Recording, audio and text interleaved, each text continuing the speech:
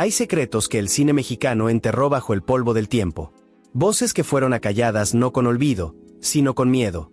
Mujeres que iluminaron la pantalla plateada, pero que pagaron un precio impensable por atreverse a pronunciar lo que nadie más se animaba a decir.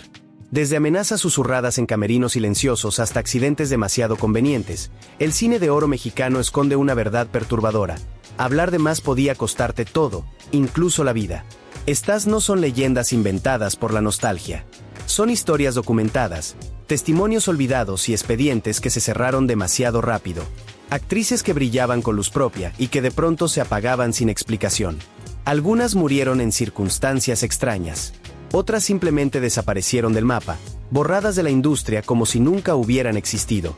Y si algo te mueve en el pecho al descubrir estas verdades sepultadas, suscríbete a Archivo Extra y activa la campanita. Aquí rescatamos las historias que el tiempo intentó borrar, las que merecen justicia, las que jamás debieron quedar en silencio.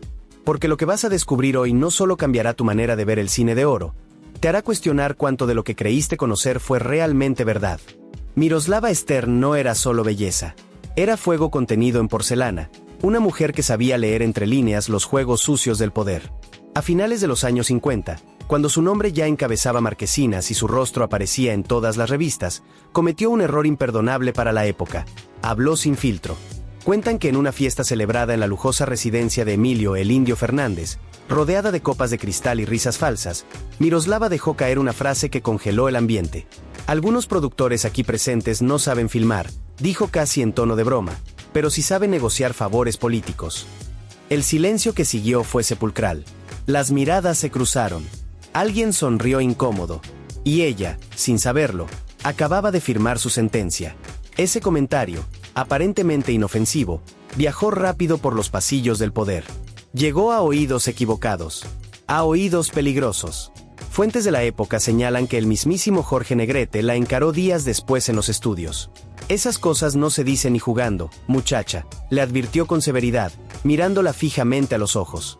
Pero Miroslava, firme en su verdad, no guardó silencio. Siguió hablando en entrevistas, siguió cuestionando, siguió molestando. Las advertencias comenzaron a llegar. Llamadas telefónicas en mitad de la noche. Nadie al otro lado de la línea. Mensajes anónimos deslizados bajo la puerta de su camerino. Tienes que aprender a guardar silencio, le dijo un reconocido fotógrafo de la industria, con un tono que no dejaba lugar a dudas. Sus amigos más cercanos notaron el cambio. Miroslava ya no reía con la misma libertad. Sus ojos brillantes empezaron a apagarse. Y entonces llegó el 9 de marzo de 1955. Una mañana que el cine mexicano jamás olvidaría. Miroslava fue encontrada sin vida en su departamento de la calle Paseo de la Reforma. La versión oficial fue rápida y contundente. Suicidió por desamor. Una muerte romántica. Una tragedia de amor no correspondido. Perfecto para los titulares. Perfecto para cerrar el caso. Pero las irregularidades gritaban la verdad que nadie quería oír. El frasco de barbitúricos estaba intacto. Las cartas de despedida tenían fechas contradictorias. Una vecina juró haber escuchado una discusión acalorada la noche anterior, voces masculinas, puertas que se azotaron. Su testimonio jamás fue incluido en la investigación oficial. Pedro Armendáriz, devastado por la noticia, comentó en privado algo que muchos pensaban pero nadie se atrevía a decir. Miroslava sabía demasiado. Y en este medio, hay cosas que es mejor no volver a mencionar. Hasta hoy, su muerte permanece envuelta en sombras. ¿Fue realmente un suicidio? ¿O fue el primer mensaje enviado a todas las actrices que se atrevían a levantar la voz? Lo que sí es seguro es que después de Miroslava, muchas aprendieron la lección. Hablar podía costar más que la carrera. Podía costar la vida misma. Blanca Estela Pavón era más que la compañera inseparable de Pedro Infante en la pantalla. Era una mujer inteligente, calculadora, que entendía el negocio del cine mejor que la mayoría de los ejecutivos que la contrataban. Y eso, en una industria construida sobre el control absoluto, la convertía en una amenaza. A finales de los años 40, cuando su estrella brillaba en lo más alto del firmamento cinematográfico, Blanca cometió el error de cuestionar lo incuestionable. Empezó a hablar públicamente sobre las cláusulas abusivas en los contratos, sobre cómo las productoras los trataban como propiedad, no como artistas. Las estrellas no somos esclavas, declaró en una entrevista que sacudió los cimientos de la industria. Merecemos regalías por las películas que siguen llenando salas años después de su estreno. Sus palabras cayeron como bombas en las oficinas de Clasa Films y Filmex. Los ejecutivos, acostumbrados a manejar a sus actores como marionetas, vieron en Blanca Estela un peligro real. Si ella comenzaba a sembrar dudas, si otras estrellas la seguían, el sistema completo podía colapsar. Documentos de la época indican que hubo reuniones urgentes, conversaciones a puerta cerrada, planes para controlar la situación. Pedro Infante, que la quería como a una hermana, intentó protegerla. En una reunión privada, con la voz quebrada por la preocupación, le suplicó: «Ten cuidado, Blanquita. Aquí las paredes escuchan. Y hay gente que no perdona». Ella le sonrió con esa dulzura que la caracterizaba, pero no dio marcha atrás. Siguió hablando, siguió incomodando, siguió siendo peligrosa. Y entonces llegó el 26 de septiembre de 1949, un día que el cine mexicano lloraría por décadas. Blanca Estela Pavón murió en un accidente aéreo en el Pico del Fraile, en las faldas del Popocatépetl. La aeronave se estrelló. No hubo sobrevivientes. La versión oficial habló de fallas mecánicas, de un vuelo sobrecargado, de errores en las revisiones de seguridad.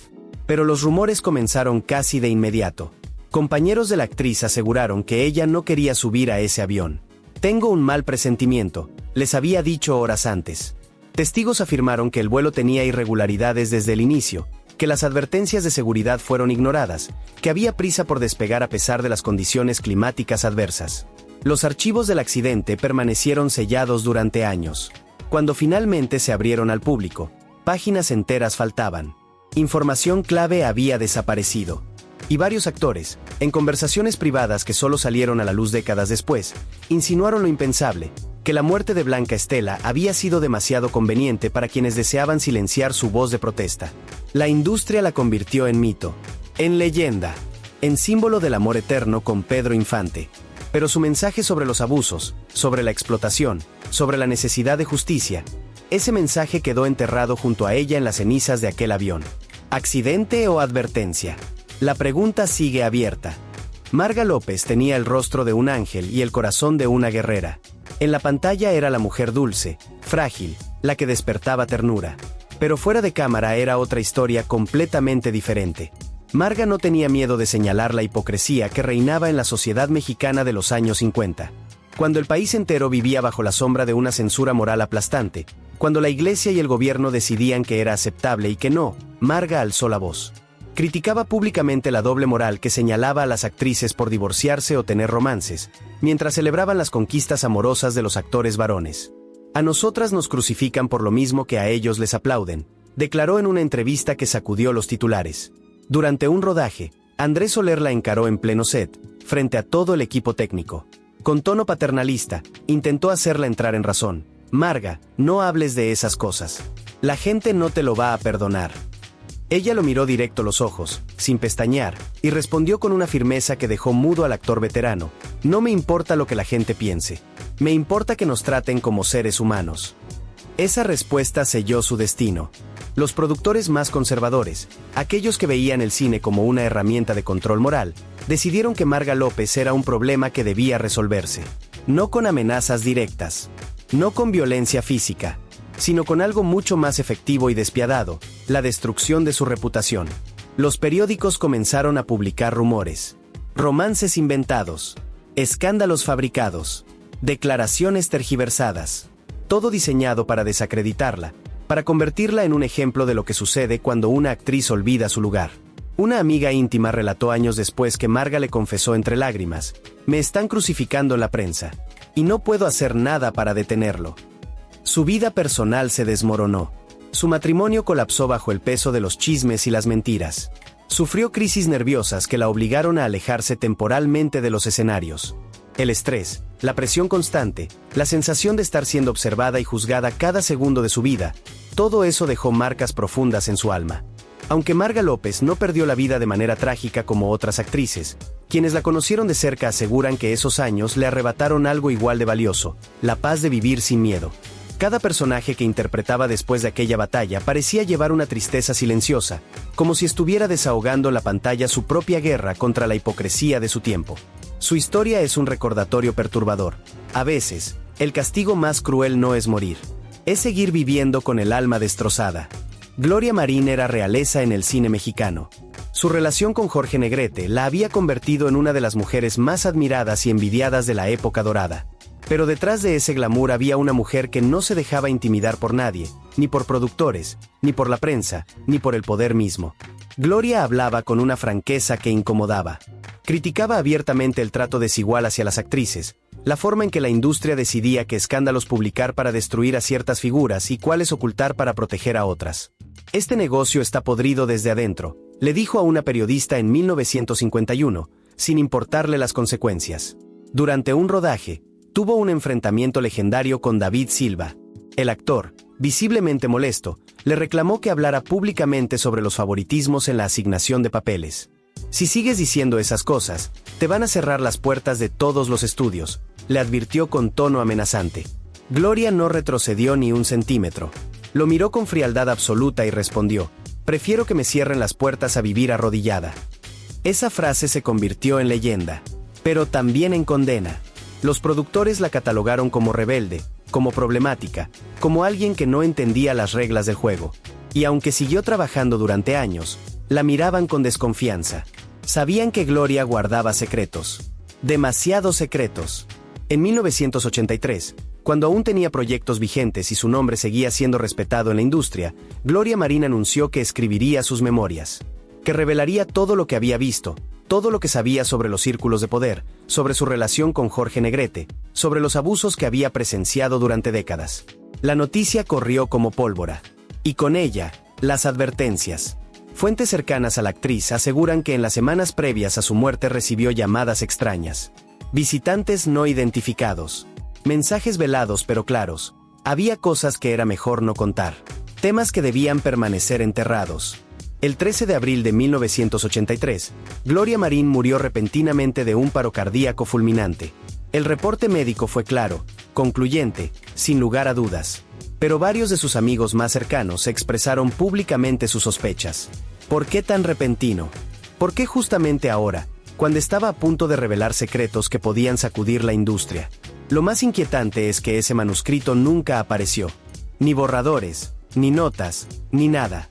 Como si alguien se hubiera asegurado de que desapareciera junto con ella.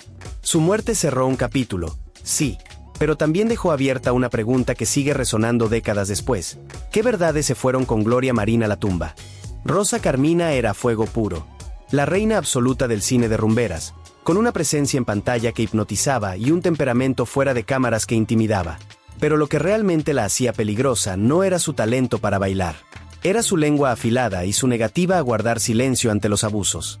En los años 50, cuando dominaba los escenarios y su nombre llenaba los cabarets más importantes de la ciudad, Rosa comenzó a hablar abiertamente de algo que todos sabían pero nadie mencionaba: los abusos que sufrían las bailarinas y actrices en lugares controlados por empresarios con vínculos políticos y, según rumores, con el crimen organizado. En una entrevista que desató un escándalo monumental, Rosa declaró sin rodeos: el problema no es bailar en un cabaret. El problema es que algunos quieren que bailes en su casa y sin pagarte. Esas palabras, pronunciadas con esa mezcla de elegancia y desafío que la caracterizaba, detonaron una ola de pánico entre los poderosos. Porque Rosa no estaba hablando de chismes. Estaba señalando nombres sin decirlos.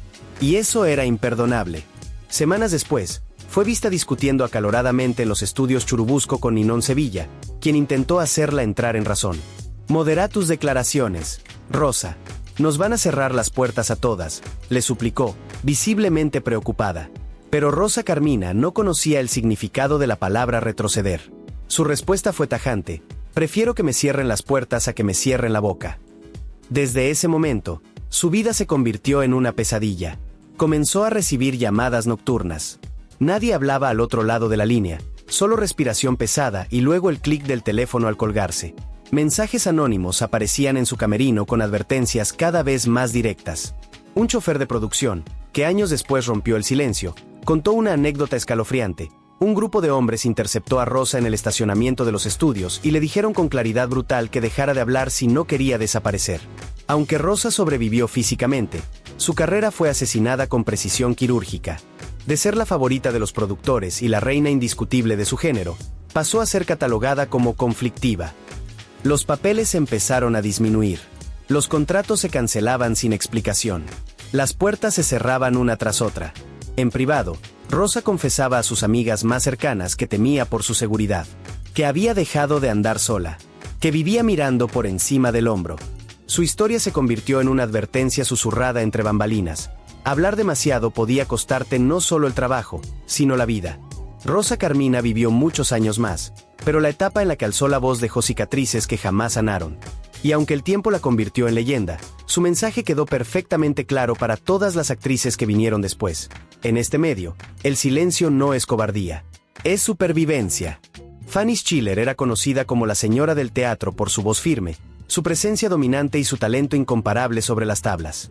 Pero detrás de las ovaciones y el respeto del público existía una mujer que no temía enfrentar al poder, incluso cuando ese poder controlaba su sustento. Durante la década de 1950, cuando los sindicatos de actores estaban dominados por intereses políticos y corrupción, Fanny comenzó a alzar la voz en reuniones.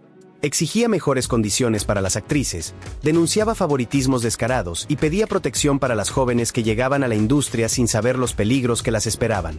Las están usando y tirando como basura, declaró en una asamblea de la ANDA, provocando un silencio incómodo. En una ocasión, Fernando Soler la encaró frente a todos los presentes.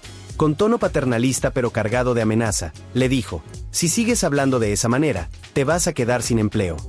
Los testigos relatan que la sala quedó muda, esperando que Fanny retrocediera. Pero ella, con esa dignidad que la caracterizaba, respondió sin titubear: «Prefiero quedarme sin trabajo a perder la dignidad». Desde ese momento comenzaron las presiones silenciosas. Cancelaciones de contratos de último minuto. Proyectos que se caían sin explicación. Llamadas telefónicas con advertencias cada vez más directas. Se cuenta que un productor poderoso llegó a decirle textualmente: «No menciones ciertos nombres si quieres que tu familia siga tranquila». Esa amenaza velada a sus seres queridos la marcó profundamente. Lo más inquietante vino después.